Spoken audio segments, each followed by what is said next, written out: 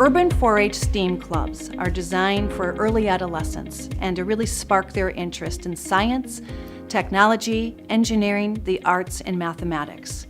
And a good example of this is with our partnership with Kajug, which is a Somali youth serving organization that works directly with young people living in the community. So the Minnesota 4-H Kajug has 3 different sites. We initially started our partnership with the Eden Prairie site, and we have been adding a club every year after that. So we have 3 different clubs right now running simultaneously. Every week they meet.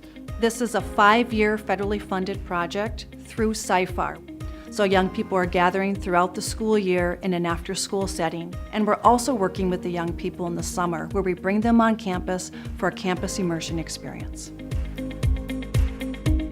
Young people who are members of the Somali diaspora report one of the highest commitment to education and learning than any other social group in the state. And yet there's still a disparity between what they want and what they are achieving in their education, as Somali youth tend to have lower educational outcomes such as dropout and truancy. A lot of our participants, come from families who came here from Somalia.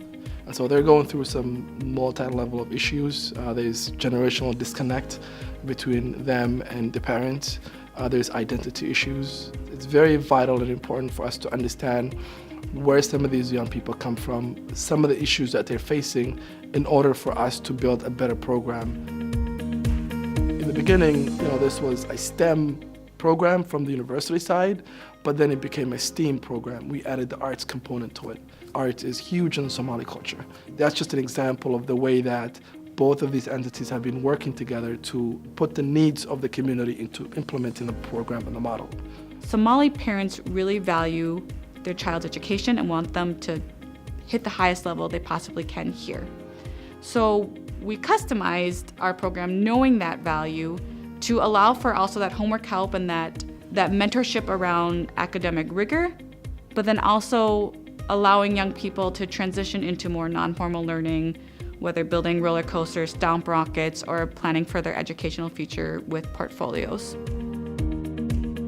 An independent evaluator is somebody who's outside of your organization. They can be objective, and we're partnering with a group called CARI, which is at the University of Minnesota and is called the Center for Applied Research and Educational Improvement.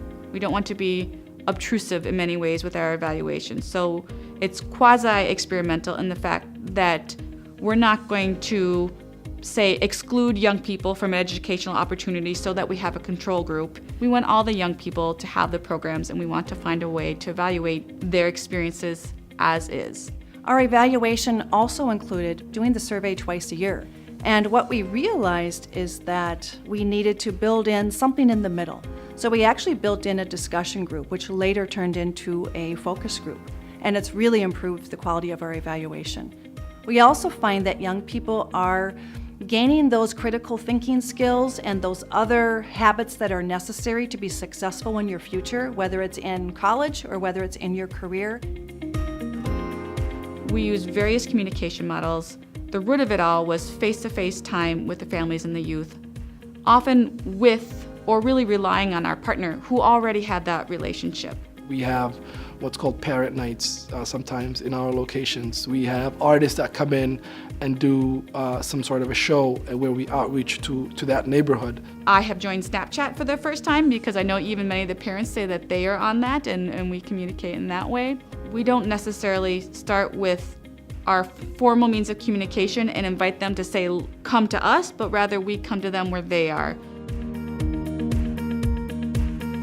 What's really critical here is that both of the staff from Kajug and the extension is very open in trying to find a diversity of funding. And once they do, they are more likely to call on one another and say, let's talk about this, when can we do this, how fast can we get this done, and who's better in leading the program. Separately, we could never accomplish what we are accomplishing now. So being together, it's making this whole program and the reach that we have and the impact that we have possible. That's a big part of sustainability, is bringing together a partnership, each bringing their assets and leveraging those in a way that makes a positive difference and adds to the ability of the program to make the intended impact that it's designed for.